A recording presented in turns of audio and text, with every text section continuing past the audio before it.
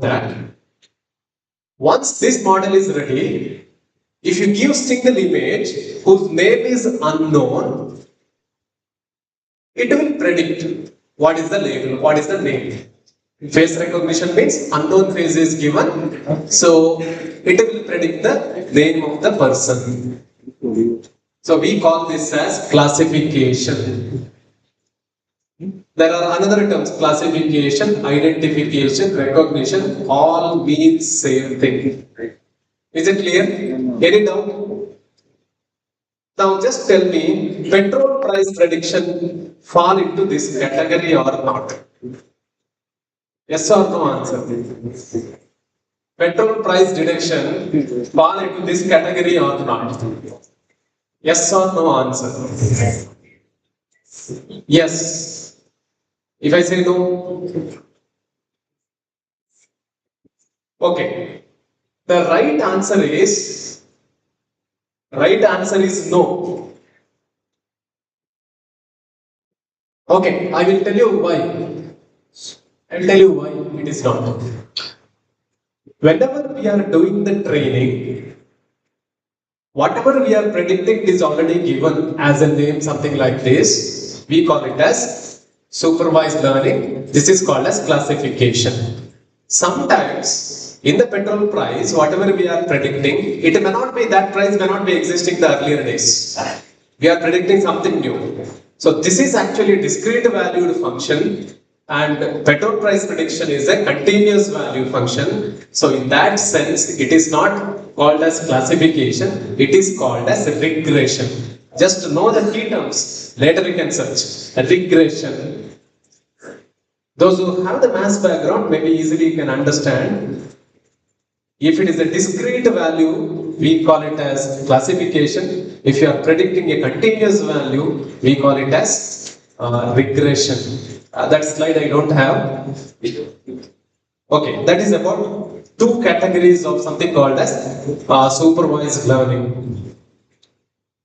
Then we have something called as unsupervised. Suppose all phases are given as a training, but I don't know the names. What we can do is, we can do cluster it. Similar phases can be clustered it or group it.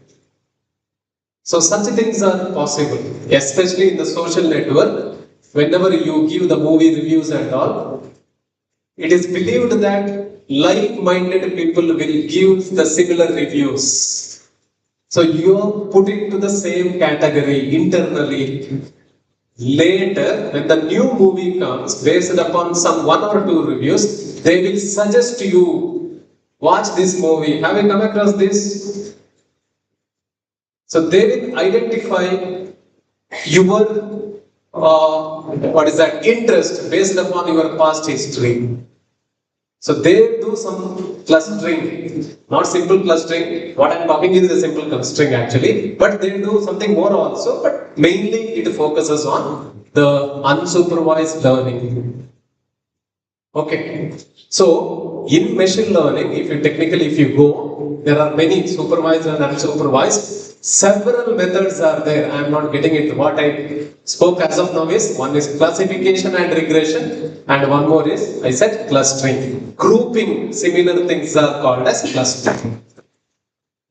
Okay, that's all. I will, machine learning part, I will stop. Now, I said here how to do all these things. One small example which is easily understandable one is there with me. Okay, so in the classification, there is something called as a decision tree. One way of doing it. So there are some methods where we can come out with a tree-like structure based upon the data that is given. Okay, so this example is for, can I accept a new job offer based upon the salary, based upon the traveling time, whether the office offers free coffee or not. So based upon the three parameters, we are deciding whether can we have the new job offer, accept or reject. So there is a decision tree, if there are statements we can have, and we can come across this. So there is a method in machine learning to decide this particular tree, and later we can use this tree for unknown prediction. Okay. Apart from supervised learning, unsupervised learning, there is something called as reinforcement learning. You might have using something called as games. Are you playing games in computers or mobile phones? Yes or no? Yes. Yes. So internally it uses something called as reinforcement learning. Playing chess. Okay. So all these we call it as reinforcement learning. Just know the keyword. I'm not going much on this. Okay. So this is about the overall architecture of the machine learning things. I will quickly go through because the time is short. Okay, so I will quickly go through what are the steps we have to come across when we want to come out with some machine learning algorithms. What are the key steps? So I will go through one by one.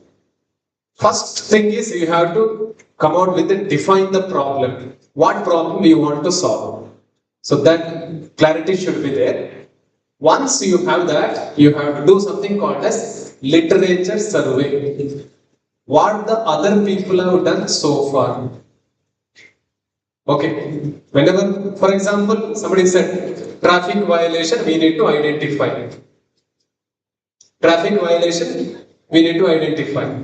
So this year, we have in the BE, they are supposed to do, the students are supposed to do project as a group work in the final semester. Now in the 6th as well as 7th semester, they are supposed to do. So it's a group work, group activity. One of my team, student team, wanted to do the same project, traffic violation. So what they did is, they collected the data from the traffic police, smart city. They collected the live data from the CCTV footages with great difficulty because they won't share that because vehicle numbers, everything will be there. So they took my sign everywhere in the document. In single page 6 sign I have put that I am not sharing to anybody, not sharing to anybody. They gave the data. So people, my students developed the methods to detect the violations. Accurate, almost it is predicting. In some cases it is not predicting. Triple riding, they are not able to predict it because the data input is less. What we got, for training we need data. Unfortunately, very less triple riding are there. Yes or no? Whether I capture in the nearby college, I can get more triple riding cases maybe. But the data that what we got, less triple riding is there. So use cases are less. So we are not able to train the model. Every model, machine learning model requires data for training. Then only we can come out with a good models. Okay. So unfortunately we couldn't do that. But helmet detection, helmet is there or not. Sometimes a pedestrian is walking, not wearing the helmet, whether to be taken as a helmet or not helmet. It is not a traffic violation. So he need to be identified. Your name, she need to be identified separately. And vehicle and those who are riding the vehicle without helmet, that will be detected as a no helmet. Such things they have done it. Okay. So before doing that project, they have to carry out something called as literature survey. What are the existing methods available? So that they have carried out. So yeah, that is the importance of the literature review. Then data preparation. Data need to be captured. So then there is something called as pre-processing. Any idea what you mean by pre-processing? Pre-processing means one slide I remember. Where I missed, I guess. Okay. What do you mean by pre-processing in area? Data need to be transformed or modified in such a way that it can be used by the machine learning algorithms. If some missing value is there, that need to be replaced, or some text value is there, some numbers need to be required that need to be modified. So we call it as pre-processing. So in the context of pre-processing, just to see this slide and tell me, please look into this video. What do you mean by pre-processing? I am playing it again. Tell me what is pre-processing here. One chocolate answer.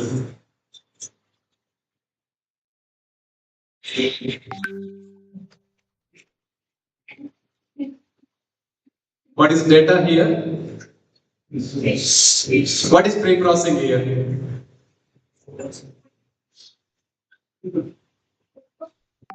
Huh? Open the mouth for catching it, not the right answer. Anybody else? Anybody else? Yes. Yeah. What is that? Please.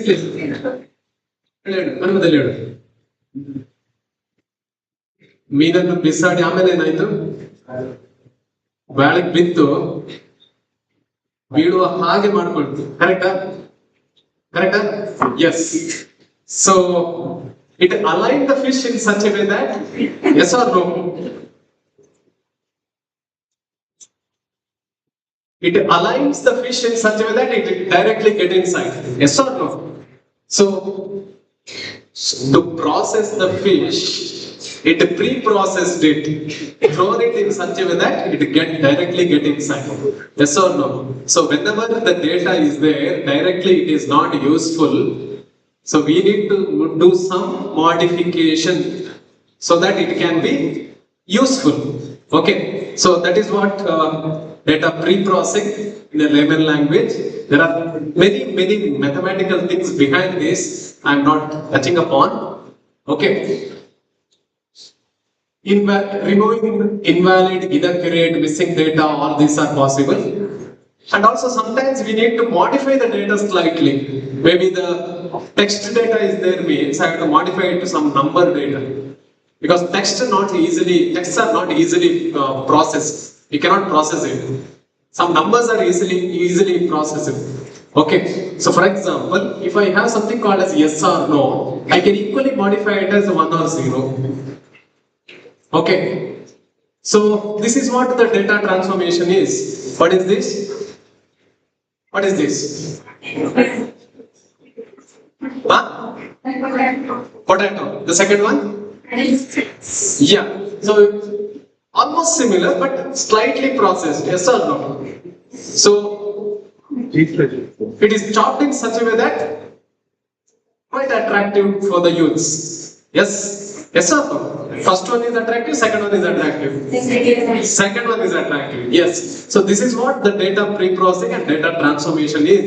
We are making the data such a way that, making the ALU such a way that it can be processed later. Easily we can process it. Okay. There are many other things, normalization, encoding and all that I will. Okay. The next part is called as IIC data. This is also one of the good old data set. This, in all machine learning earlier algorithms we used to use this. What do you mean by IIC data set? The description is like this. There are 3 flowers, 3 categories. Iris setosa, versicolor, virginica. 3 flowers. Looks similar. Yes or no? Yes. No. Almost similar? Yes. Now, we need to come out with an algorithm so that we can distinguish these flowers. Some flower is given now to you. You should categorize into these 3. So people have come across something called as features. Now I am coming to the second topic actually. Feature engineering. Just having a data is not sufficient. You have to identify the good features that will differentiate one to other. So every data you have to come out with such things. So what they identified is petal length, petal width, sepal length, sepal width. Four informations. Petal length, petal width, sepal length, sepal width. So what is petal, what is sepal? It is shown here. Those who don't know. So this is what the IRIS data. So they collected such 50 such flowers, the samples they have collected. Here. 50 here, 50 here, total 150 samples they have collected. It is applied for the later stages for the machine learning algorithms. This is another example of handwritten digits. Digits, you can see here. So handwritten digits, these are the samples, one of the well-known data set. This is object detection data set, so many images. Each square is a different image. So many images. This is a data set. Okay, some type of pre-processing is required. Feature engineering. What do you mean by this? Whenever you have a data, to process it in the later stages for the machine learning algorithms, you should extract some features which is embedded within the data. For example, to know that this is a bike or a motorcycle, you should identify some individual components which is unique for this particular data. Okay, so that is what we call it as feature extraction. Okay, so the feature extracted for the previous data set is something like sepal length, sepal width, petal length, petal width. So these are the names of those three flowers. So this is how it is done. So later, this is used for the machine learning algorithms to get it. So any unknown flower is given, we extract these features. Using the machine learning model, we can predict what is the name of that particular flower. Okay, so there are many feature extraction techniques are available. So I'm not getting into that, but just know that many feature extraction techniques are available for the data. All are mathematics, nothing more than that. Okay. Then later stages we have to train the model. Training the model using these algorithms, there are algorithms used to train the model. Once the training is done, we'll come out with the model and we will evaluate it how well it works. Please understand how well it works. Whenever I used some image I captured here and made a face recognition system, now I have to test it, how well it works. So what I have to do is, I have to capture again and see whether it predicts correctly. So that is what the validation part. There are many methods or metrics that is used to do the validation. So if it is not satisfactory, we have to go back and retrain it. Whenever we have some systems exclusively for healthcare and all, high accuracy is required. Face recognition, if it fails, fine, no issues, nothing will happen. But in healthcare, whenever something is suggested for the doctors by the AI system, if it is not working well, definitely it will impact the human life. So whenever you people come across AI systems within the healthcare, it is it should be very accurate. Once everything is done, it should be deployed. Okay. So there are many other challenges which come across the machine learning. We'll see. The time constraints. I'll just move on to the last part. What is very difficult process in the machine learning? The difficult process in the machine learning is what is that feature we have to extract from each image or data. That is our decision it is. Okay, so we need to rightly identify what features need to be extracted for it depending upon the data. But later stages, we have something called as deep learning models that will automatically identify what features are good for what type of data. That is advantage. Earlier in machine learning, we need to extract the features. We need to identify what type of features and that we will extract. But in deep learning, what happens is The algorithm itself finds out what is the good feature that is good for that particular data set that can be used for the classification or regression at the later stages. So that is the advantage of deep learning. So that is why the deep learning is so popular nowadays. Okay, so deep learning mainly comes from, the idea is from the neurons in the brain. The individual component of a deep learning model is similar to the neuron, some input, some output. Several such inputs and outputs together, it forms a deep learning model. Okay, there are several architectures and several methodologies are available.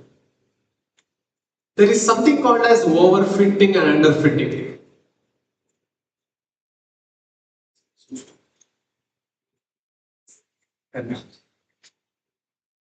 So, yeah, now let us, just one question, maybe the last question for you. This is data, x-axis, y-axis, green and red dots are there. So, there are three images. Ground line is the one which does something called as differentiation. Okay, differentiation between the two models. First model, second model, third model. First algorithm, second algorithm, third algorithm. Blue line corresponds to the algorithm 1, 2, 3. Which is the best algorithm? Carefully listen my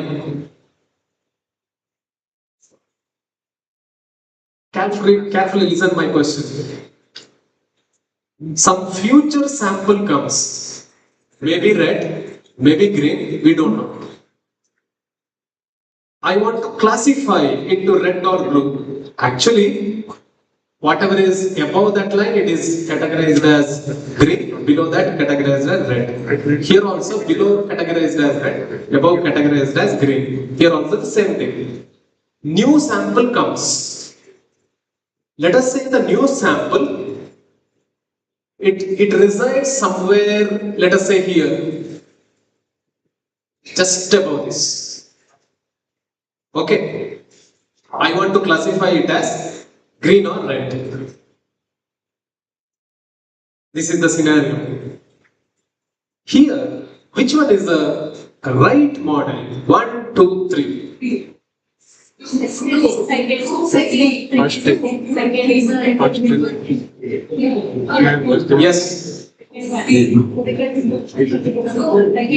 Second one.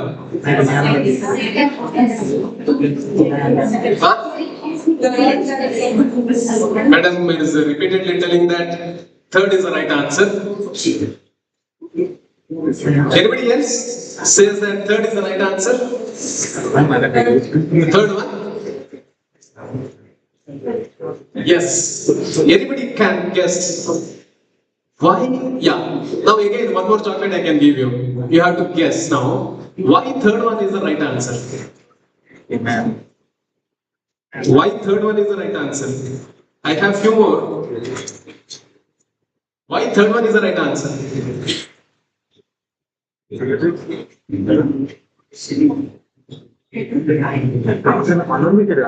Yes.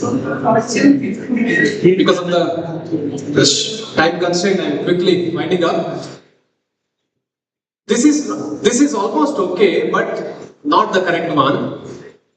But this is too much, we call it as overfitting.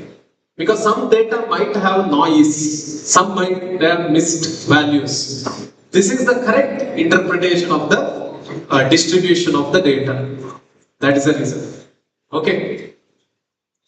So, yeah, after the deep learning, which is 2010, we have something called as generative models. We have something called as transformers. We have something called as chat GPT. So all these are used nowadays. All chat GPT fall into this category, something called as generative AI. Okay. So it is an extension of the fine-tuning of the deep learning models to generate something. See, now it is as simple. Face recognition, it is identifies the face. Now, I will give your face now for training. Now, the task is, I want to generate your face from the data. Simple thing. Data is given your face only. I want to generate your face. That is what the technique behind generative AI. To generate something, that is what generative AI. So basically, we have generative AI models, basic models, but what you can see in Chat GPT is something called as a large language models with a huge computation where the precise answers you are getting. Generative AI, simply you are trying for some swimming, I can say. So this is the expert swimmer. Okay, so that is what you are getting as of now. There are many LLMs which is available, which is most famous is the Chat GPT, which uses GPT-4 version of it. How they are made, all those things are there. I will just skip. Okay, what is the difference between Chat GPT and Google? What is the difference between the answer you are getting Chat GPT and Google? Chat GPT, it generates the answer and gives to you. Google, it searches and gives to you. Which is more trustable? Google is more trustable because ChatGPT generates it. It is correct or wrong, we don't know. Google, it searches somewhere and finds out, okay, this is the data is there, published by somebody. Of course, nowadays ChatGPT also gives some references. I got this answer from so and so. That also there. Okay, what is more important for you is how to do the searching in using the Chat GPT. That is a new evolution, something called as prompt engineering. How to ask the questions to the Chat GPT is nothing but we call it as prompt engineering. Okay, so you need these are the skills for to study all these things, and also whatever the things we do in our research lab, it is just within this purpose, but to be ready for the industry level, we are supposed to, there is something called as a design thinking. So all these 9 levels you have to cross over so that it can be available, any technology can be available to the public.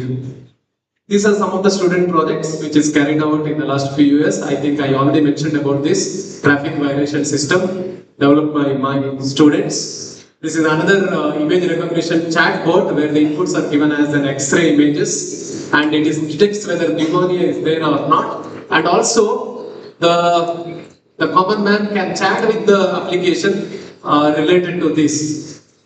So this works like a doctor. This is another project where images from the lunar is taken, craters and boulders are identified in that. So this will be helpful for this is the problem statement from the ISRO. So maybe unmanned vehicle which is landing on the lunar. So it can use these algorithms for prediction. This is the last example it's called as video synopsis, another project developed by the students. Videos are condensed so that only where there is an activity, that is, wherever there is CCTV footages, most of them are waste. Only the activities we are interested in. So only those activities are summarized and got it. Especially the query is given like person walking, white car, person riding scooter. Only those frames are extracted and it is made as a video. Okay, so this is the one I want each time my students come across, but they won't do that. Second one, AI based answer script evaluation.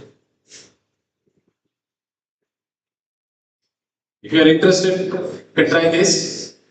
Okay, so as the principal mentioned in the beginning, increasing machine learning and artificial intelligence, but there is a decrease in real learning and intelligence. That is what we can see nowadays. But of course, it opens something else also. Whenever you use AI, you have to use the ethical considerations. Always use ChatGPT or any AI tools for some good purpose only. Ethically, you have to use it. You are a responsible citizen. You are a responsible student. Okay, use it for the good purpose. I don't say that don't use it for assignment solutions. I'm not saying that. Good for the good purpose only. Let us use it. Okay. So chat GPT is everywhere. If the teachers are saying that don't use it, definitely it is not possible for you. Definitely not possible for them to avoid that also. So only thing is they have to come out with some good problem statements so that direct usage of chat GPT may not be useful for you. So technology is growing.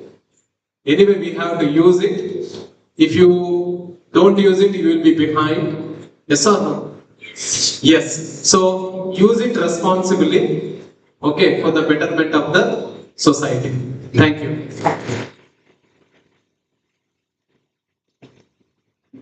Any questions? Anybody?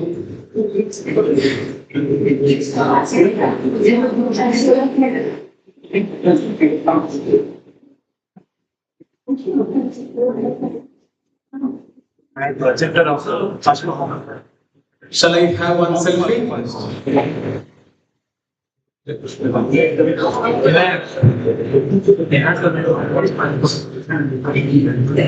Thank you.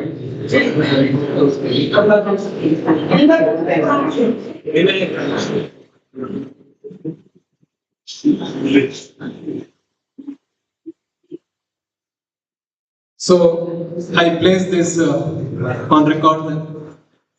Thank you for the opportunity given. The principal, the HOD of computer science, especially the convener of the program, Suparna Madam, for giving me an opportunity here to address all you people, interacting you people. Talking with somebody who is very beginner to artificial intelligence, it's not so easy because always the technical terms comes into picture. I tried my level best to use the language as simple as possible. I hope I reached you. Thank you.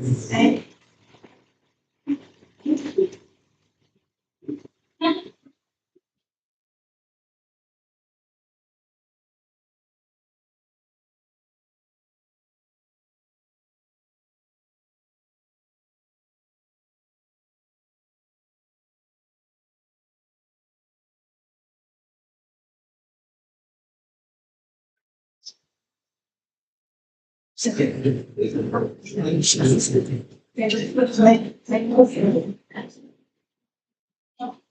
you so much, sir, for the informative and insightful session. It was truly inspiring and extremely helpful. As we wrap up the program, I call upon Preeti to deliver the vote of thanks.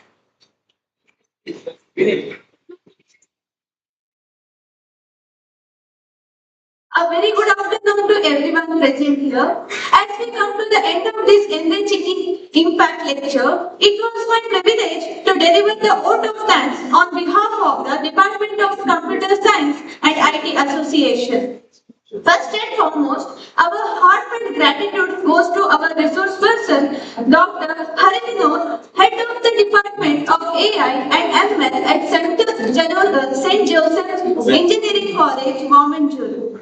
Sir, thank you for taking the time to be with us today and for sharing valuable insights that have truly inspired and enlightened us.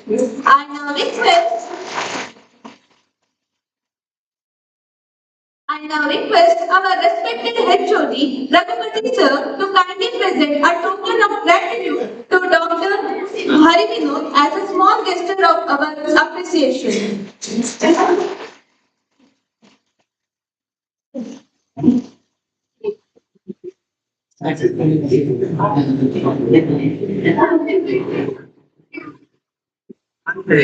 We extend our sincere thanks to our principal, Dr. Jayakar Bhandari, for his continuous encouragement, support, and presence today. A special thanks to Raghupati sir, HOD of our department, and Suparna ma'am, our IT convener and IT club coordinator, for her guidance and dedicated efforts in organizing this program successfully. We are also grateful to all our faculty members for their active support and the students for their enthusiastic participation which has made this event meaningful. Finally, a big thank you to everyone who contributed directly or indirectly to ensuring the smooth conduct of today's program. Thank you all once again.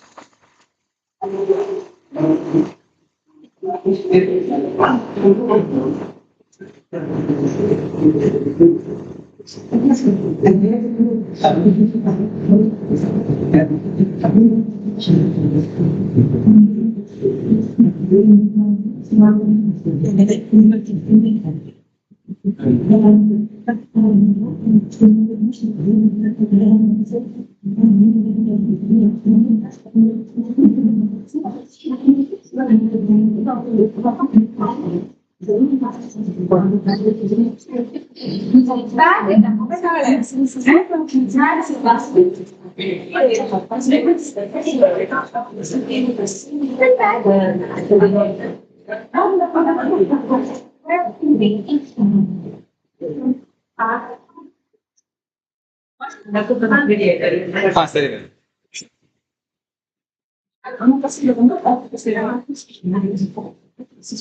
Thank you sir.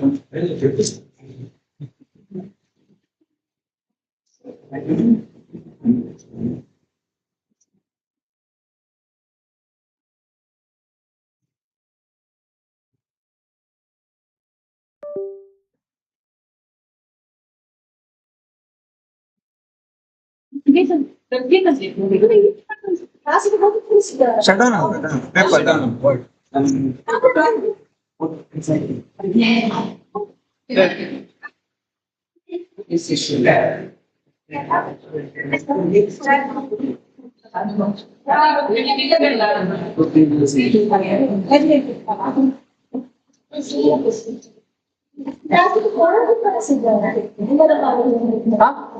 ಸರಿ ಕೊಟ್ಟಿಲ್ಲ ಏನು ಹೇಳಿದ್ದೆ ನಾನು